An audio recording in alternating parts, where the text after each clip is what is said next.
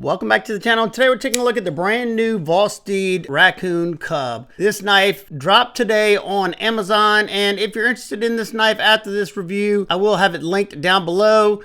It'll be an affiliate link, so if you want to help support what I do here on this channel, it helps me pay for my testing materials. If not, no big deal at all. So what we have here is a knife that is very similar to the Psyop Baby Banter. There are some differences, especially in the handle and some other ones that we're going to discuss. But when it comes to price, the Baby Banter is $59.50 and the Raccoon Cub is coming in $10 cheaper, or $10.50 cheaper at $49. So I'm going to compare back and forth from time to time between these two knives to see which one of these is a better buy. Now, if you already have the Baby Banter and you're trying to decide on this one, hopefully after this review, you'll know whether this one's for you or not. Now, I already know I love the Baby Banter. The Raccoon Cub has very similar dimensions to the Baby Banter. This one's coming in at 5.55 inches long with a 2.34 inch blade of 14C 28N stainless steel, just like on the Baby Banter. And as far as the 14C, in my opinion, Vosteed seems to do a little better job over Psyop. And also, in my opinion, Vosteed definitely sends their knives out sharper than Psyop's. So what you have here is a drop point blade. This particular one is the black wash version. There are non-coated versions as well that'll pop up on the screen now. I know there's at least one non-coated version. I think it has white G10. And there's some other black wash versions also. And as you can see here, it is literally just a shrunk down version of its full-size brother here, the regular Raccoon. Definitely one of my favorite of the budget knives that Vosteed has to offer. I would love to see a premium one with titanium scales and maybe the top liner lock. That would be awesome. This one has a full forward finger choil that I can get my finger on, but if you have fat sausage fingers, it may be a little small for you. But with that forward choil, it makes it a little big knife. I can get a 4-finger grip on it rather easily and rather comfortably. Being it's a drop point, you don't have a dainty tip. You can do, a little bit of twisting and turning without having to worry. You have 2 sets of jimping. It's very fine jimping, but I think it does its job. Back here, I don't tend to use that one that much. It's more for that front flipper. But this one right here is perfect. You can use this one right here for more leverage down. And in the pinch grip, if you want to put your finger right there, you can also use it for that. I think it would have been cool to have a little bit up here by that tip, because these little knives, I tend to hold them like this and do drag cuts, especially if I'm trying to pierce into something and I don't want it to go any deeper than where my fingertip is. It'll stop it from going any deeper. It would have been cool, but at least having the 2 sets is nice and functional. Dual thumb studs, and on this one, it's the accent color, and it looks like a bronze, maybe gold. And then you also have the same color body screw. Now, what excited me about this knife, before I even started doing any testing, is this blade's geometry. So you have nice and thin blade stock at 0.098, so about Benchmade bug out thin. And you have this high flat grind, and I was feeling it. I was like, wow, that feels really thin. Comes down to around 12 thousandths behind the edge. Plus, it has a 20 degrees per side edge bevel. I absolutely love that, and I really, really wish more companies would start to follow suit there. It just performs so much better. I would even love a 17 degrees per side edge, but 20 degrees, I'm okay with that. So this thing should be an absolute slicing machine. We're going to find out.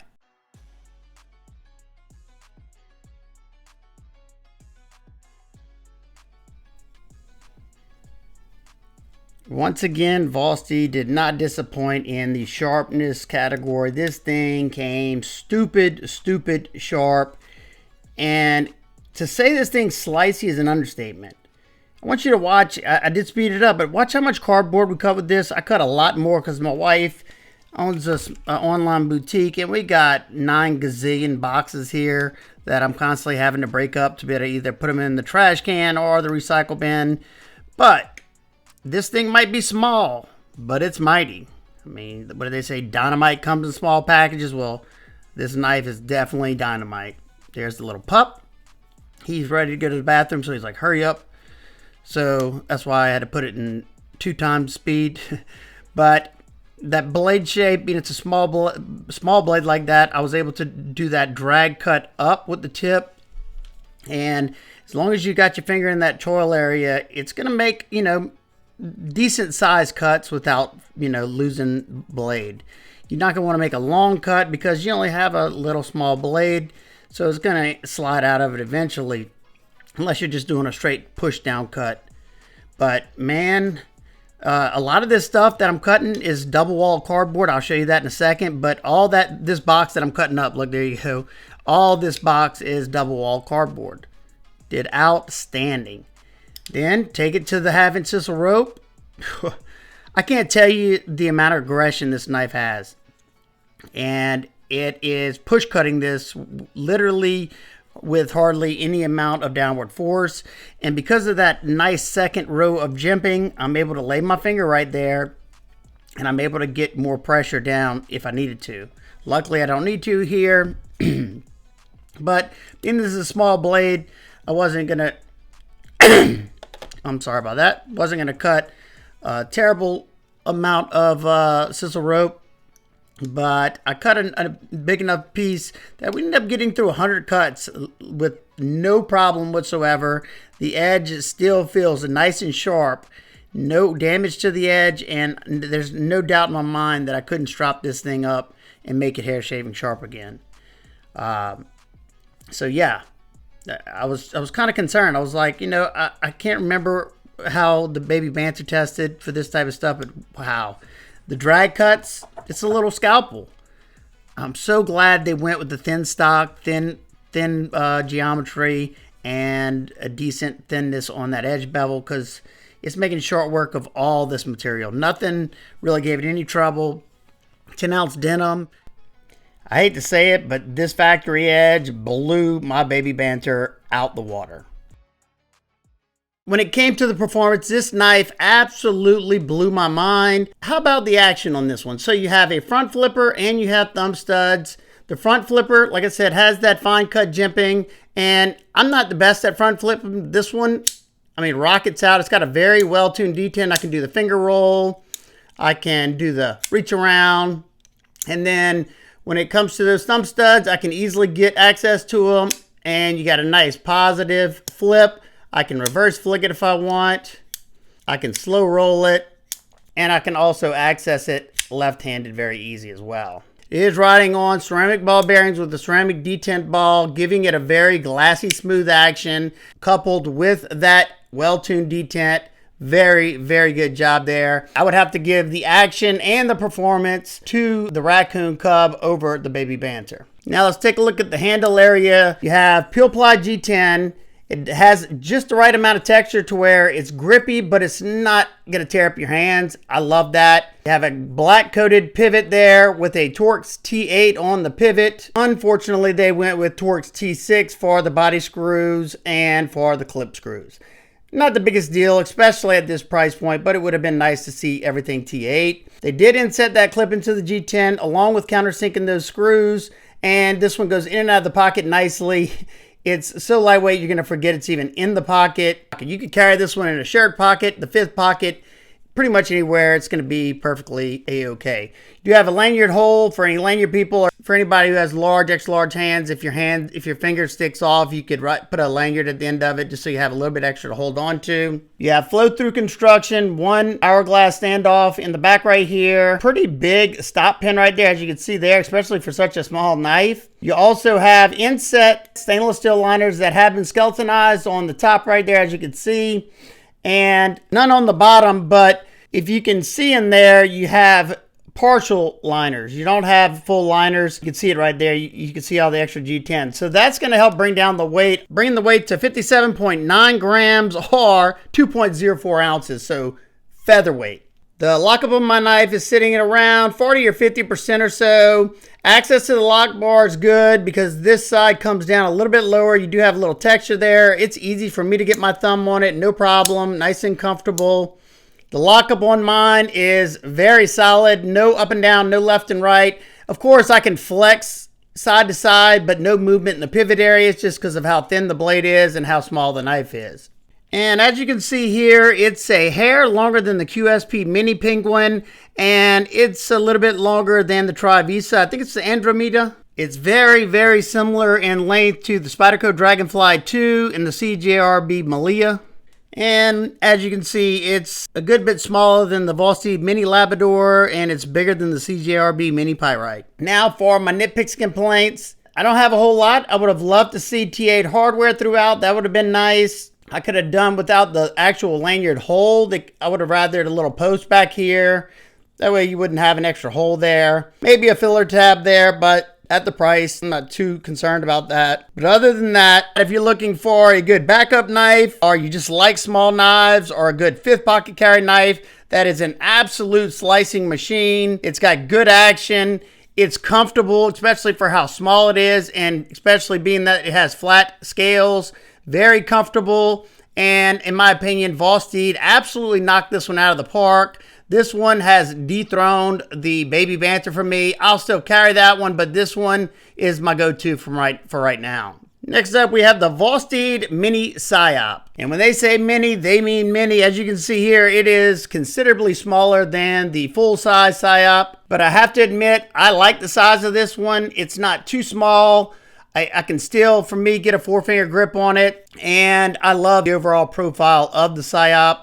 This is a Tough Knives collaboration, just like the original. The versions with the Norplex Ultrex micarta come in at $129, and they also have 2 variations with carbon fiber. It's just a coated and a non-coated version. Those come in $10 more at $139. This one comes in at 6.49 inches long with a 2.69 inch drop point blade in L-Max steel, which Vosteed does an excellent job with in my experience, and it's my favorite steel that they currently use. You got that same beautiful drop point blade, and being this is a smaller knife, it's a lot easier to get the tip onto things to do drag cuts, so it's going to be a highly versatile drop point.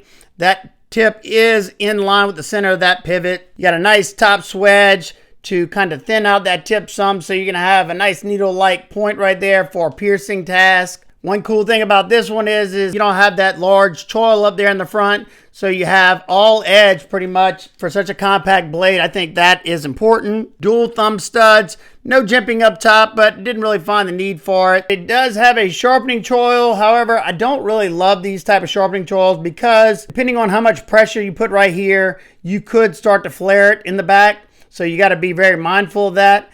I much prefer a sharpening choil that either the plunge goes all the way to the back over here or it goes straight up and over. And just like on the Raccoon Cub, Vosteed did an outstanding job with the blade geometry on this one with 0.098 inches on the stock with this flat grind that comes down nice and thin to around 14 thousandths behind the edge, sharpened at 20 degrees per side. Let's see what it can do.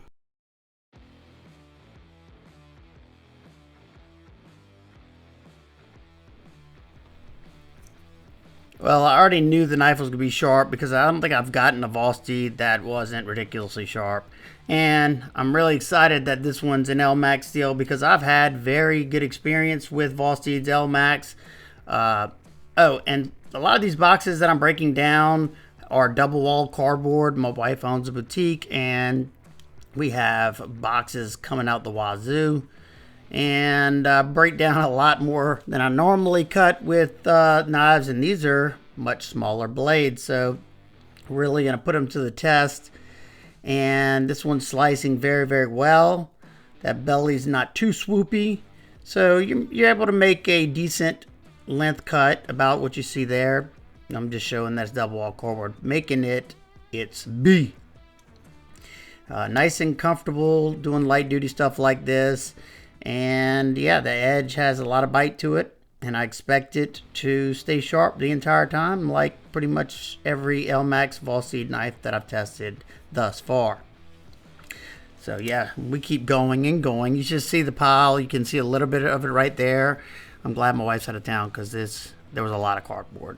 So as you can see, I'm using my pointer fingers, so that means that knife is usually got to be pretty sharp because if not, I would have to push down too much pressure, and it's just too hard to hold on to when I'm doing like that. So you'll see me going back and forth, but that just is a good indicator that this particular edge has some bite to it because that sisal rope is some nasty, nasty stuff to cut.